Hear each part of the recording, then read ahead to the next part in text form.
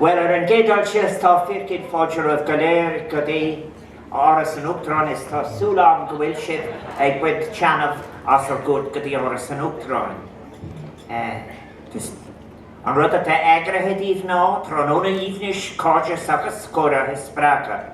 Let me just say how pleased Sabina and I are that all of you have been able to join us this afternoon, and we're delighted to be sharing your company for an afternoon of enjoyment, friendship and knowing most of you, what will be stimulating conversations. The garden party season, this now is number 4, is a special time of the year here in the Áras when Sabina and I welcome to Áras and Uachtaráin many citizens who have contributed in their own special way their talents, their work and indeed their genius to Irish society. This afternoon is special because indeed the people who have been gathered here and we're honouring are people who have made a contribution that is really representing the best of Ireland. We're very fortunate to be joined in the gardens of Áras and Uachtaráin by all of the fellow citizens to whom I've made reference, but I think they're not just people with artistic and creative minds, and that is important, but it is as important, but it is also of extraordinary generosity, applying their time and labour for the benefit of us and future generations. We commend us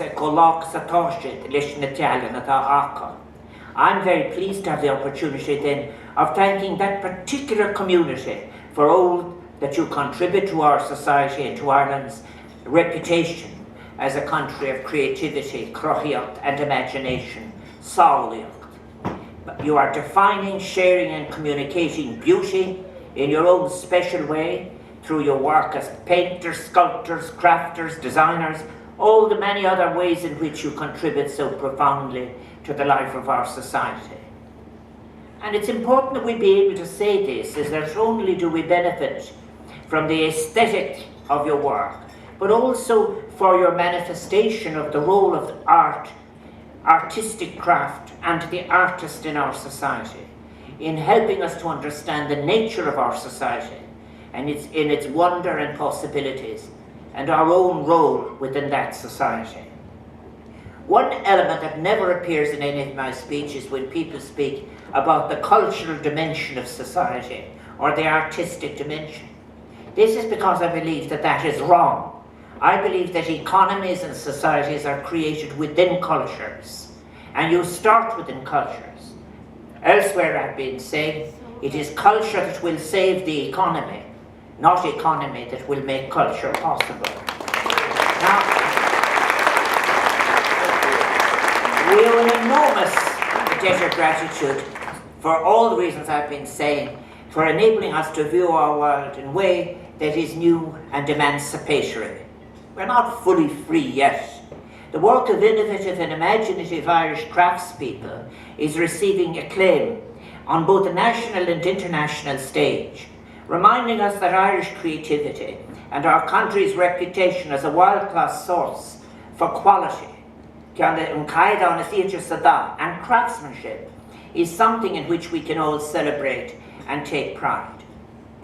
A long time ago, I remember a dear friend, Dr. Noel Brown, saying to me once, as we talked in his house in Clougmore, just think, if every house had just one beautiful object, what a difference it would make, what a source of memory it would make for every child.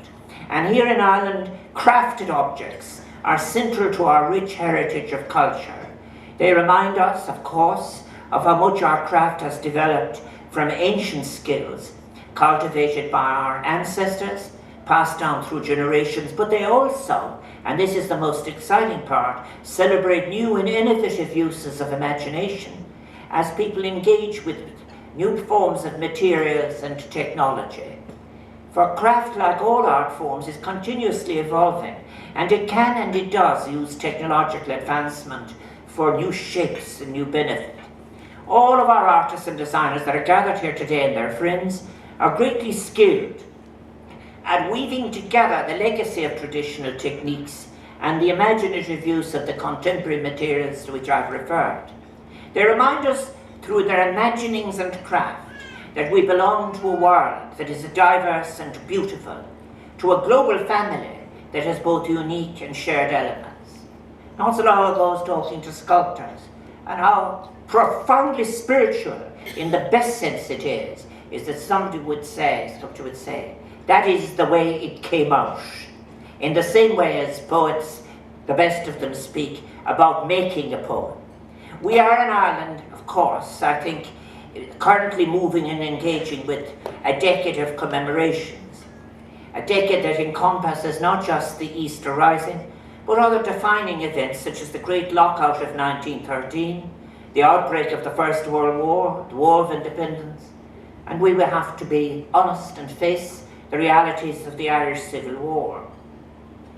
I think that one of the significant means of ensuring that the public, including future generations, remember defining moments, founding moments, is through commemorative public art, through statues, monuments and sculptures, designed as representations of aspects of these events that will engage and inform and allow for a real understanding of how such similar events have profoundly influenced the contemporary moment.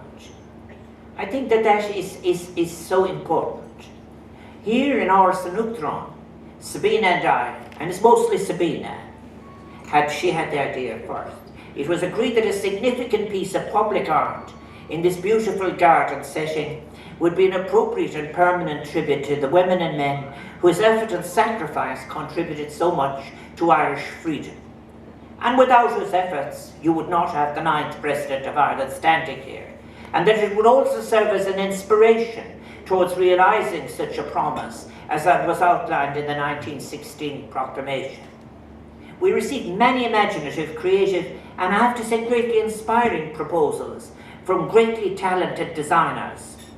And I hope that they all make their way into the public space somewhere in Ireland. And I'm delighted that some of them have been able to join us here today. You're all Firkin Fodgerov Tele Rakahoire. The artwork that was selected, Jar Conanina, the People's Acorn, focuses on a seed. It is the nature of a seed that it contains both a history and a great potential. And the piece chosen is a piece of art that will be lasting and symbolic, both recalling our rich and complex past and providing a vision for the future. Uachtaráin is a canaan kene on fish krahach kator. The acorn contains a time capsule which will ensure this commemorative work will hold within it a living representation of the present time, formed by the past and already crafting the future to come. Tá Firkin Áras go bhfuil racial joint in Charlene and you, agus tá mis súl go mór le deach an in éacán agus é corra clíg, agus tá kitche go munig cuartarí an Áras, teanna fat cían as agus go sprach for conmach na viet come on. I am so pleased that Racial Joint is able to be with us this afternoon, and the completion of the project I'm really looking forward to, and it will be an inspiration to all who come to Áras and Uachtaráin.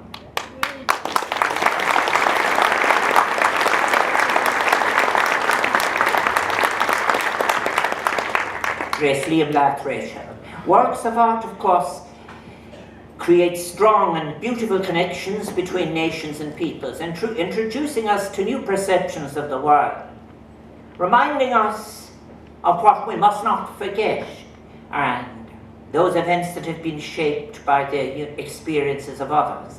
Last week I had the pleasure of welcoming members of the Choctaw Nation of Oklahoma to Áras and Uachtaráin, a nation whose ancestors gave to our ancestors a gift of glowing compassion and solidarity during one of the darkest periods in Irish history, the Great Famine, on Gortamore.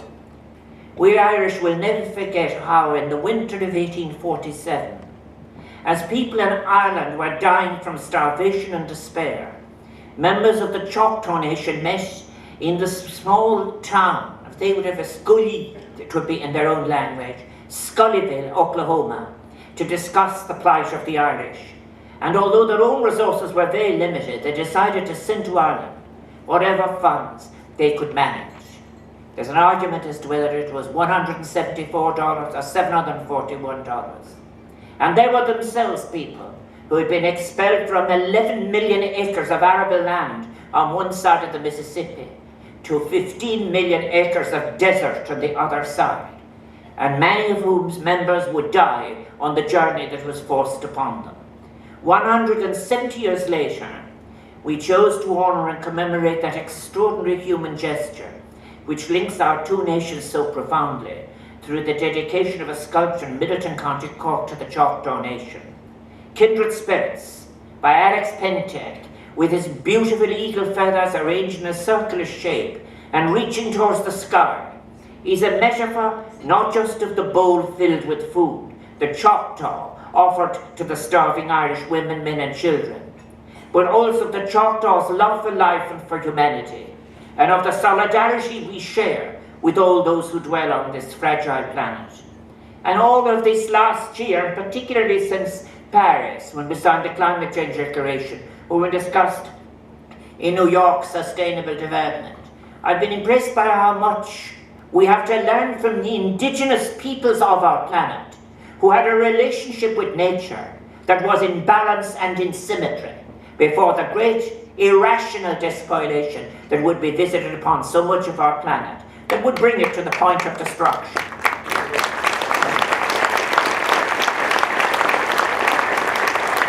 We are reminded of how strongly art speaks to us across oceans and generations, and across time, and of the important imprint and legacy of great craftsmen and designers who are letting their soul out through their skills. Marfatal Creek, before I conclude, may I thank then all our talented designers and craftspeople who make possible through their imagination, skill, and their patience, their creativity, their creativity, so much of beauty, endurance and joy. And I thank also those who provide the opportunities, the insight, the help and the encouragement. For without those who value performance, access and the importance of culture in our lives, as I've said, not as anything ever residual, but as an essential structure, nothing would at all be possible. So all of you allies in culture, performance and appreciation, you are also welcome here today. Now I'd like to conclude by thanking all those who've worked so hard on behalf of the Áras to make this a wonderful occasion for you. The Áras staff work very, very hard, and they do so with enthusiasm. And I get hundreds of letters saying about the friendliness and the pleasure that they take in providing what was provided here. The OPW assist us with the tent, and also, as well as that, all those who prepare the food. Now, I want to say this is a special day altogether, because we have as MC John Kelly, a living legend,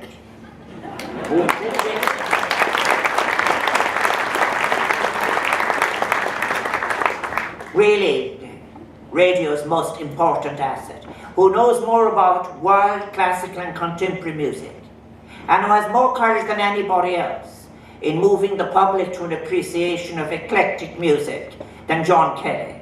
And to our talented entertainers, David O'Connor, Keane McBride, Rory Harragon, Barry Ryan, Cormac Keegan, Tara Viscardi, Mabel Rourke, Satanta Strings, Randolph and the Croakers, Bioga, Duke Special and the Stripes.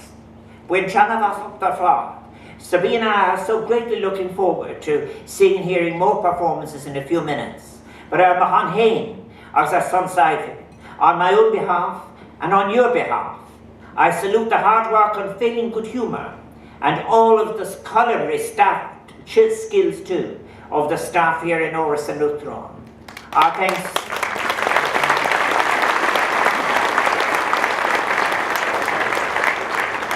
My thanks to Dee and his staff for the sound, which reputation that goes before him. I'm thankful to the civil defence. Our thanks to our friends in John O'God's who help us circulate the programme, our defence forces, our Gashka volunteers. Sabina and I hope that you have a wonderful afternoon.